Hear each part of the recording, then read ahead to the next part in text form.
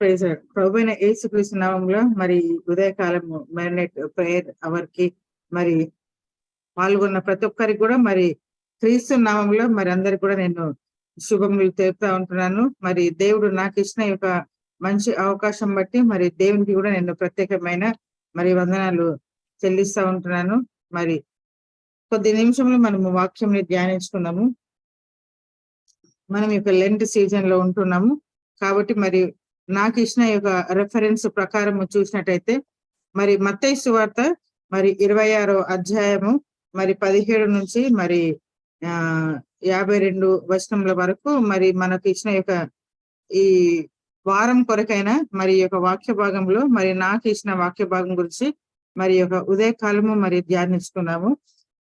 మరి ఒక సందర్భంలో మనం ఇప్పుడు చూసినట్టయితే మత్తయి సువార్త 26వ అధ్యాయము మరి 17 నుంచి 52 వరకు బ్రీఫ్ గా చూసినట్టయితే మరి మొట్టమొదటిగా మరి 17వ వచనం చూసినట్టయితే మరి పస్కా పండుగ గురించి మనము ఈ యొక్క వాక్య భాగంలో మరి చూసామంట. పస్కా పండుగను మరి శిష్యులతోని ఏర్పాటు చేయమని ప్రభు మరి వాళ్ళకి చెప్పి మరి పస్కా పండుగను సిద్ధపరచమని చెప్పినప్పుడు మరి శిష్యులందరూ కూడా మరి పస్కా పండుగను ఆచరించడానికి అన్ని కూడా మరి సిద్ధపాటు చేస్తున్నట్లుగా మనము కొంత వాక్య భాగంలో మరి 17, 18, 19 వాక్య వచనములలో మనము చూడవచ్చు అనమాట. మరి అంత మాత్రం కాకుండా ఇంకా కొంచెం కింది వచన భాగంలో మరి 27, 26 ఈ వచనములు చూసినట్టయితే యేసు ప్రభు మరి ప్రభురాత్రి భోజనము మరి శిష్యులతో కలిసి ఆ యొక్క ప్రభురాత్రి భోజనం ఏదైతే తీసుకుంటున్నాడో మరి ఆ యొక్క ప్రభురాత్రి భోజనం నిమిత్తము కృతజ్ఞతాస్తుతులు చెల్లించి మరి శిష్యులతో యొక్క సహవాసం ఏదైతుందో ఆ యొక్క సహవాసం నిమిత్తము మరి ప్రార్థనతో వారి యొక్క ప్రభువరాత్రి సహవాసంలో పాల్గొన్నట్టుగా మనము చూడవచ్చు. సో ఆ యొక్క మరి ఆ యొక్క ప్రభురాత్రి భోజనం అయిపోయిన తర్వాత మరి యేసు ప్రభు మరి శిష్యులతో కూర్చొని ఆ యొక్క ప్రభురాత్రి భోజనంలోనే మరి సంభాషిస్తూ మరి ఈ రాత్రికి మరి నన్ను కొంతమంది అప్పగించబోతా ఉంటున్నారు అని శిష్యులతో మాట్లాడుతున్నప్పుడు శిష్యులందరూ కూడా మరి ఒకరినొకరు ప్రశ్నించుకొని నేనా మరి నేను ప్రభువా అని చెప్పేసి మరి యేసు ప్రభుతో మరి ప్రశ్నించినట్లుగా మరి ఆ యొక్క కొంత వాక్య భాగంలో మనం అది చూస్తూ ఉన్నమాట. ఇంకా కింది వచనంలో చూసినట్లయితే మరి ఆ యొక్క ప్రభురాత్రి భోజనం అయిపోయిన తర్వాత యేసు ప్రభు మరి శిష్యులను తీసుకొని గెత్సేమనే అనే తోటకు వెళ్ళి మరి అక్కడ మరి తను అప్పగించబడబోతా ఉంటున్నాడు. మరి సిలువ వేయడానికి ముందు మరి సిద్ధపాటుగా మరి గెత్సేమనే తోటలో మరి ప్రార్థన సహవాసం కోసం అని చెప్పేసి మరి గెత్సేమనే తోటకి వెళ్ళి కన్నీరు కార్చుకుంటూ మరి మరణమగునంతగా మరి అతను మరి చెమట కాచుకుంటూ మరి ప్రార్థనలో పాల్గొనడానికి మరి ప్రార్థనతో మరి ఈ యొక్క సమస్యను సాధనం చేసుకోవడానికి మరి చూస్తున్నట్టుగా కింది వాక్య భాగాలలో మనము చూస్తూ ఉంటాము. యేసు ప్రభు మరి శిష్యులకు మరి కూడా మరి వాళ్ళతో కూడా మరి విన్నవించుకొని మీరు నా కోసం ప్రార్థన చేయని చెప్పేసి ఇంకా కొంత దూరం వెళ్ళి మరి ఆయన ఒంటరిగా కూర్చొని మరి దుఃఖముతో ప్రార్థిస్తున్నట్టుగా ఈ కొంత వాక్య భాగాలలో మనము చూస్తూ ఉంటాము.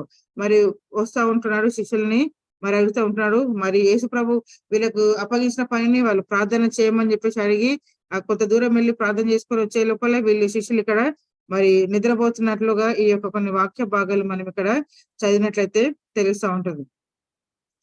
దాని తర్వాత మరి కింది వాక్య భాగంలోకి వచ్చినట్లయితే మరి 50వ వచనంలోకి వచ్చినట్లయితే మరి ఇక్కడ మరి యూదా ఇస్కరియోతు మరి ముద్దు పెట్టుకొని మరి శుభం అని చెప్పి బోధకుడ శుభం అని చెప్పేసి ఒక ముద్దు పెట్టుకొని ఒక గుర్తుగా మరి వాళ్ళకు యేసును అప్పగించడానికి ఒక గుర్తును ఒక సూచనగా మరి యొక్క సైనికులకు చెప్పినట్లుగా మనము ఈ యొక్క వాక్య భాగంలో చూస్తున్నాం అన్నమాట. మరి ఈ యొక్క 51వ వచనం చూసినట్లయితే ఎప్పుడైతే యేసు ప్రభును ఆ యొక్క సైనికులు మరి పట్టుకోవడానికి వచ్చినప్పుడు అనేక మంది ఆ యొక్క ప్రధాన యాజకులు గాని మరి యాజకులు మరి అక్కడ సైనికులు అందరూ కూడా మరి యేసు ప్రభును పట్టుకోవడానికి వచ్చినప్పుడు మరి ఎవరు అనేది ఆ 12 మంది శిష్యులతో పాటు యేసు ప్రభు కూడా వాడుతూ ఉంటాడు. వారిని గుర్తుపట్టడం ఎలాగంటే మరి యూదా ఇస్కరియోతు మరి నేను వెళ్ళి శుభమని చెప్పి ఎవరినైతే మరి ముద్దు పెట్టుకుంటానో వారే యేసు ప్రభు మీరు పట్టుకొని వెళ్ళొచ్చు అని వాళ్ళకు ఒక మరి సూచన ఇచ్చినట్లుగా మనము ఈ యొక్క వాక్య భాగంలో చూస్తున్నామంట.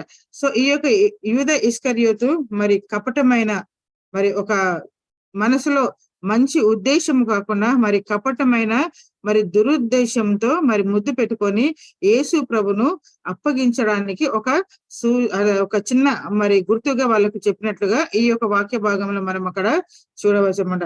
సో దాని కింది వాక్య భాగంలో మనం చూసినట్టయితే అక్కడ ఉన్న మరి యేసు ప్రభు శిష్యులలో మరి పేతురు కూడా ఉన్నాడు. వెంటనే ఆ యొక్క శిష్యుడు ఏం చేస్తున్నాడంటే యేసు ప్రభును పట్టుకోవడానికి వచ్చినాక మరి ఆ యొక్క సైనికులలో ఒక సైనికుని మరి కత్తితో తీసి ఆ యొక్క చెవును తెగ నరికినట్టుగా మనం చూస్తున్నాము. ఆ యొక్క చెవిని తెగ నరికినప్పుడు వెంటనే యేసు ప్రభుల వారు మళ్ళీ ఆ యొక్క చెయ్యిని తీసి మరి అక్కడ ఉన్న యొక్క సైనికుడు ఎవరైతే ఆ యొక్క గాయపడిన సైనికుడు మలిపి ఉన్నాడో ఆయన యొక్క చెవిని తిరిగి మరి అతికించి మరి అక్కడ కూడా ఒక అద్భుత సూచక క్రియను మరి ప్రభువు చేసినట్లుగా మనము ఈ యొక్క వాక్య భాగంలో చదివి తెలుసుకోవచ్చు అన్నమాట. అంటే యేసు ప్రభు తనను తాను అప్పగించబడడానికి ఇంకా 2 నిమిషములు 3 నిమిషముల గడియ ముందున్నప్పుడు కూడా మరి ఈ లోకంలో మళ్ళీ ఇంకొక అద్భుత క్రియను మరి అక్కడ కనపరిచినట్లుగా మరి మనం చూడవచ్చు. ఆ గడియల్లోనే అతడు మరి వెంటనే చెవులు తీసుకొని అక్కడ పెట్టి మళ్ళీ అక్కడ పేతురుతో అంటున్న మాట ఏంటిదంటే యేసు నీ కత్తి వరలో తిరిగి పెట్టుము, కత్తి పట్టుకుని వారందరూ కత్తి చేతనే నశించుదురు అనే ఒక మరి మాట అక్కడ మనము స్పష్టంగా చూస్తున్నాం అన్నమాట. మరి నాకు ఇచ్చిన ఆ యొక్క వాక్య భాగంలో చూసినట్టయితే పేతురు మరి ఆ యొక్క సైనికుని యొక్క చెవిని తెగ నరికినప్పుడు మరి ప్రభు మరి ఆయన స్వస్థపరిచిన కదా ఈ వాక్య భాగంను నాకు మరి ఏర్పాటు చేసినట్టుగా మనం చూస్తూ ఉంటామన్నమాట. సో ఈ కత్తిని చూసినట్టయితే వాక్య భాగంలో మరి యేసు ప్రభు మరి కత్తిని వెంటనే అంటే వరలో పెట్టుకోనమని చెప్పేసి ఆ యొక్క శిష్యునికి సూచించినట్లుగా మనము చూస్తూ ఉంటున్నాము. ఈ కత్తి గురించి చూసినట్టయితే ఈ ప్రస్తుత రోజులలో గాని మామూలుగా సర్వ సమాజంలో గాని దినచర్యలలో గాని కత్తి అనే వస్తువును మనము గమనించి చూసినట్టయితే కత్తి 2 రకాలుగా మనము వాడుకొనవచ్చును. మంచికి వాడుకొనవచ్చును, చెడుకు మనం కత్తిని వాడుకొనవచ్చును. ఈ కత్తి గురించి చూసినట్టయితే కత్తి రకరకాల ఇప్పుడు ఒక వైద్యుని చేతిలో కత్తి ఉన్నట్లయితే అది ప్రాణం పోయడానికి అది ఉపయోగపడుతున్నట్టుగా మనం చూడవచ్చు.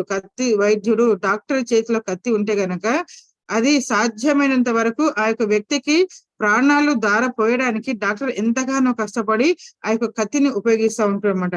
అదే కత్తి ఒక హంతకుని చేతిలో ఒక దొంగ చేతిలో ఉంటే గనక అది ప్రాణాలు తీయడానికి అది ఉపయోగిస్తున్నాడు. దొంగ ఎప్పుడైనా తనను తాను కాపాడుకోవడానికి తనను తాను రక్షించుకోవడానికి ఆ యొక్క కత్తిని తన యొక్క సెల్ఫ్ మరి డిఫెన్స్ కోసము ఆ యొక్క కత్తిని ఆ యొక్క దొంగ మరి వాడుకుంటున్నట్లుగా మనము చూడవచ్చు అన్నమాట. కత్తి అంటే ఒక డాక్టర్ చేతిలో ఉంటేనేమో ప్రాణాలు పోయడానికి అది ఉపయోగపడుతుంది, ఒక దొంగ చేతిలో ఉంటేనేమో అది ప్రాణాలు తీయడానికి అది ఉపయోగపడుతుంది. అదే ఆ యొక్క కత్తి ఒక యోధుల చేతిలో గాని అంటే ఒక మంచి మేధావుల చేతిలో గాని మంచి చదువుకున్న వాళ్ళ చేతిలో గాని ఉంటే గనుక అది ఒక పెద్ద రక్షణ కవచంగా అది వారికి ఉపయోగపడుతూ ఉంటుందని చెప్పేసి మనం ఈ కత్తిని మనము గమనించి చూసినట్లయితే దానికి ఉన్న యొక్క భావాన్ని మనము ఎన్ని రకాలుగా మనం అర్థం చేసుకోవచ్చు అన్నమాట.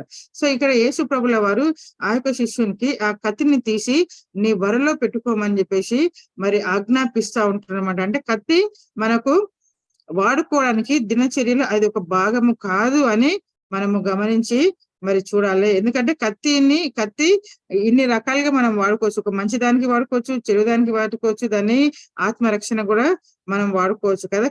కాబట్టి ఇక్కడ మరి పేతురు కూడా మరి అక్కడ అంతసేపు వరకు ఉన్నాడు కానీ ఆ పేతురు మరి వెంటనే అంటే యేసు ప్రభుని పట్టుకోవడానికి వచ్చిండ్రు అని చెప్పేసి ఆ యొక్క ఆవేశంతోని కోపంతోని మరి ఏం చేసిన అంటే కత్తిని తీసుకొని మరి యొక్క మలుపు ఆ యొక్క సైనికుని యొక్క చెవిని తెగ నరికినట్టుగా మనము చూస్తూ ఉంటాం. అంటే ఇక్కడ అంటే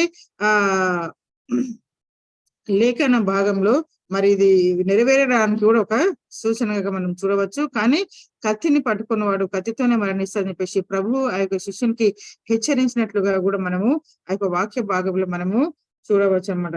కాబట్టి ఇక్కడ యేసు ప్రభు నీ కత్తిని వరలో పెట్టుకోమని చెప్పేసి అక్కడ మరి శిష్యునికి ఆజ్ఞాపించినట్టుగా మనము చూసామన్నమాట. యాకోబు మరి 3:5-10 వచనాలు వాళ్ళు చూసినట్టయితే ఇక్కడ మనము ఇంకొక మరి కత్తి అనేది మరి ఏది ఎంత మన జీవితంలో కత్తి అనేది ఎంత భయంకరమైనది అని చూసినట్టయితే మనము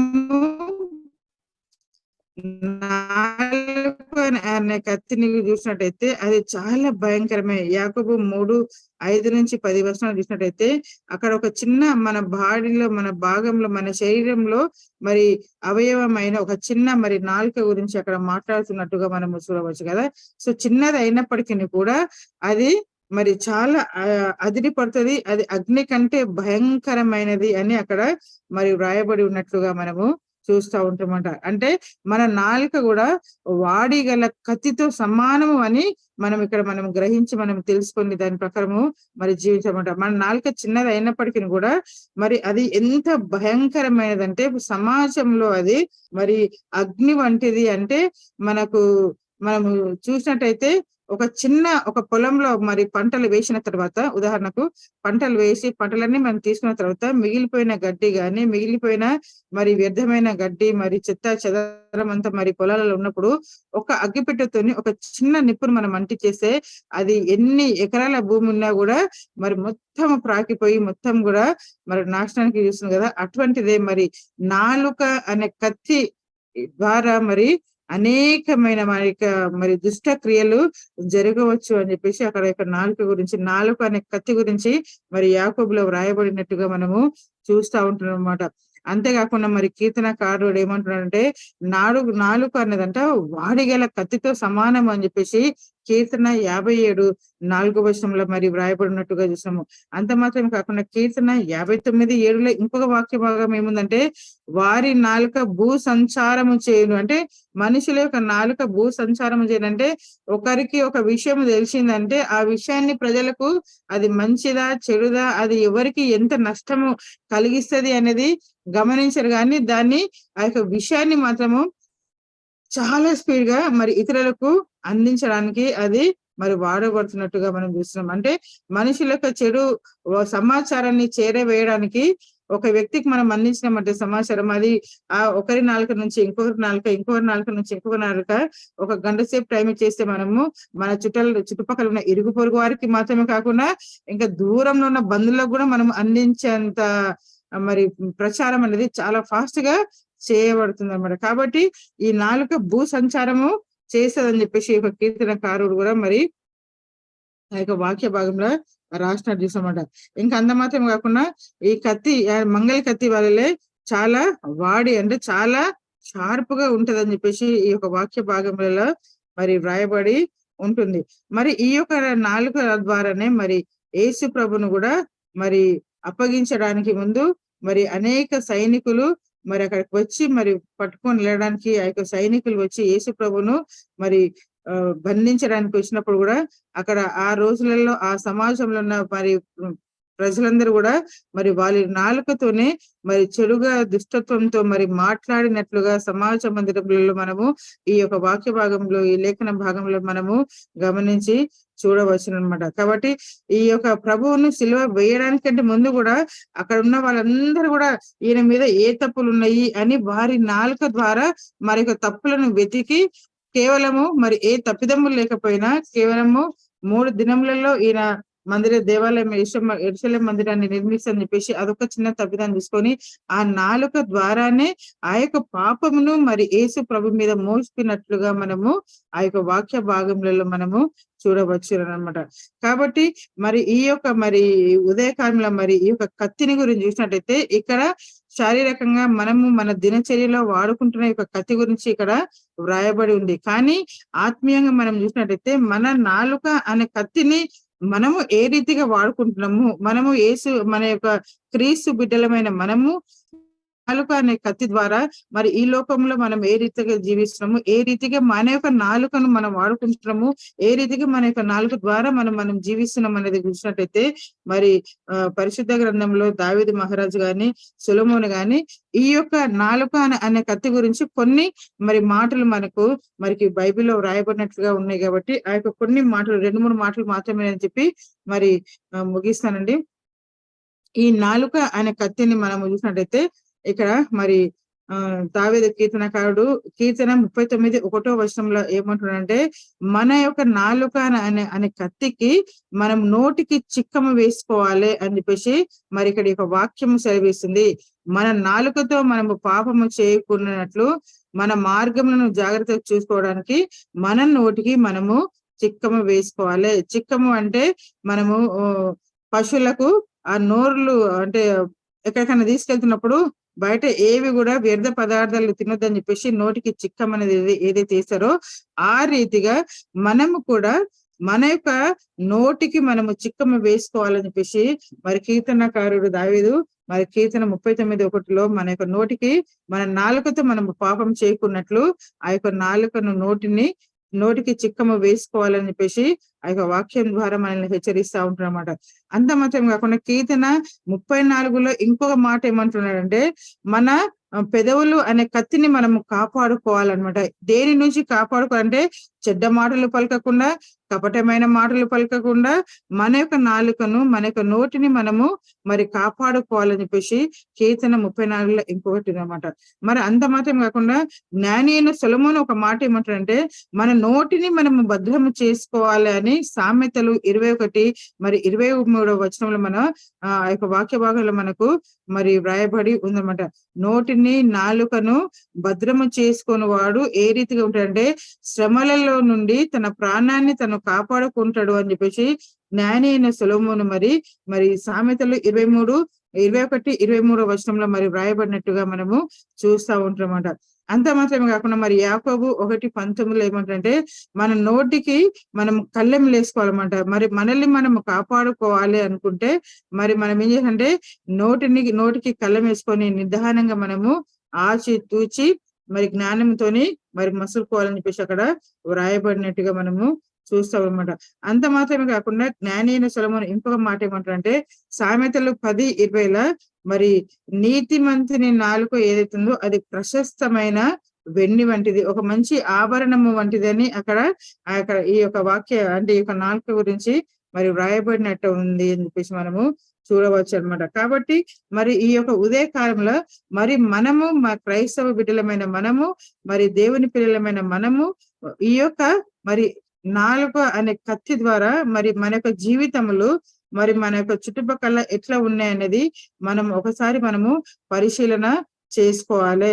మన నాలుక ద్వారా గాని మన నోటి ద్వారా గాని మన యొక్క క్రైస్తవ జీవితము మరి మాదిరికరమైన జీవితం లాగా ఉంటుందా, లేకుంటే మాదిరికరంగా కాకుండా మరి అన్యకరమైన జీవితం లాగా ఉంటుందా అనేది మనము పరిశీలన చేసుకోవాలి.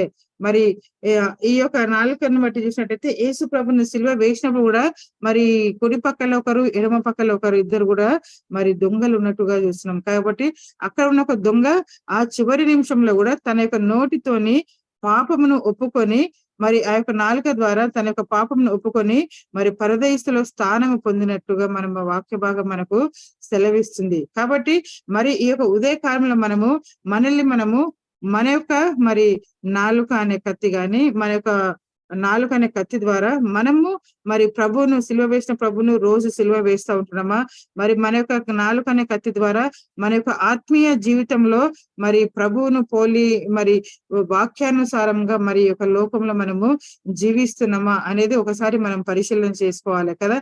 కాబట్టి మరి ఈ యొక్క లెంట్ డేస్లలో మరి మనము మన నాలుక ద్వారా గాని మన నోటి ద్వారా గాని ఈ కత్తి అంటే నాలుక అనే కత్తి గాని నోరు అనే కత్తి ద్వారా గాని మన యొక్క క్రైస్తవ జీవితము ఆత్మీయమైన జీవితము ఏ రీతిగా ఉంది అనేది మనము పరిశీలన చేసుకోవాలి.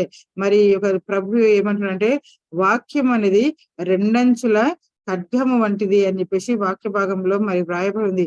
ఆ రెండంచుల ఖడ్గంని ధరించుకొని మనం క్రీస్తు సువార్తను ప్రకటించడానికి ముందుకెళ్తున్నామా, లేకుంటే మరి ఈ లోక రీతిగా మరి మన నోరు ఏ రీతిగా తిరిగితే మరి ముందుగా నేను చెప్పినట్లు మరి కత్తి డాక్టర్ చేతిలో ఉంటే అది ప్రాణాలను రక్షించే కత్తిలాగా ఉంది, అదే ఒక దొంగ చేతిలో ఉంటే ప్రాణాలు తీసే కత్తిలాగా ఉంటుంది, అదే ఒక యోధుల చేతిలో గాని జ్ఞానుల చేతిలో గాని ఉంటే అది ఆత్మరక్షణ కవచం లాగా ఉంటుంది. కాబట్టి ఈ యొక్క ఉదయకాలంలో మనము ఏ రకమైన మరి స్థితిలో మనం ఉంటున్నాము, మరి ఆత్మీయమైన స్థితిలో మనం ఎదగడానికి ఆ యొక్క మరి ఆత్మీయమైన రీతిలో మనం ముందుకు వెళ్తున్నామా లేదా అనేది మనల్ని మనం ఒకసారి మన పరీక్షించుకోవాలి. ఎందుకంటే మన నాలుక కూడా రెండంచుల ఖడ్గము వంటిది, కత్తి వలెనే ఉంటదని చెప్పేసి ఈ యొక్క వాక్య భాగములలో మనకు మరి వ్రాయబడి ఉంటుంది. కాబట్టి మనము ఈ యొక్క ఉదయకాలంలో ఈ యొక్క వాక్యము రెండంచుల ఖడ్గము వంటిది కాబట్టి మనము మన యొక్క యేసు ప్రభును క్రీస్తును మరి ఏం చేయాలంటే ఆ యొక్క సంపూర్ణమైన క్రీస్తు కొరకు మరి మన కొరకు, మన పాపంలో కొరకు మరణించి తిరిగి లేచిన క్రీస్తు కొరకు మరి ఈ లోకంలో సువార్త ప్రకటించడానికి మనం వాడబోతున్నామా, లేకుంటే వ్యర్థమైన మాటలు దినమంతా మనము వ్యర్థంగా తిరగడానికి మరి వ్యర్థంగా ఉచ్చరించడానికి మరి వాడుకుంటున్నామా అనేది మనల్ని మనం పరిశీలన చేసుకొని ముందుకు కొనసాగాలని చెప్పేసి కోరుకుంటూ, మరి ఈ యొక్క ఉదయకాలంలో నాకు ఇచ్చిన ఈ యొక్క అవకాశం బట్టి ప్రత్యేకమైన మెరినెట్ ప్రేయర్ వారికి మరి ధన్యవాదాలు తెలుపుతూ మరి